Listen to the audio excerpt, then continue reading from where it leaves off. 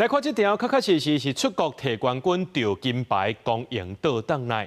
在日本舉辦的國際機器人世界錦標賽，咱台灣囡仔摕到真好的成績。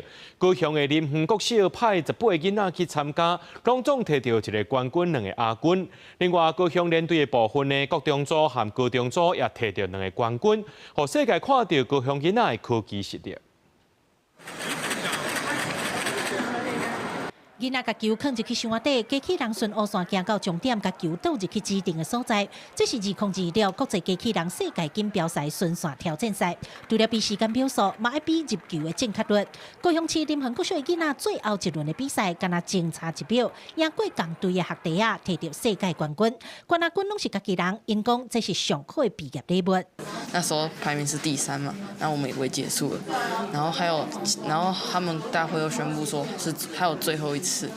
所以主任就跟我們講說，就是直接衝了。在比賽的時候，主任有跟我鼓勵打氣，所以他才讓我放手一搏得到冠軍。這次我們提早很多開始訓練，本來我們都提早2個月，這次提早快4個月，甚至我們為了要參加這個比賽，我們還去參加了一個國內的拉力賽，先去讓學生先去練習一下、熱身一下。加強訓練，增加比賽經驗。這回同一個教練帶出來林園國小甲國中、高中的看校聯隊，在19個國家的競爭下，攏總摕到3金2銀的好成績。教練講，輸贏攏敢差0.幾秒，競爭真激烈。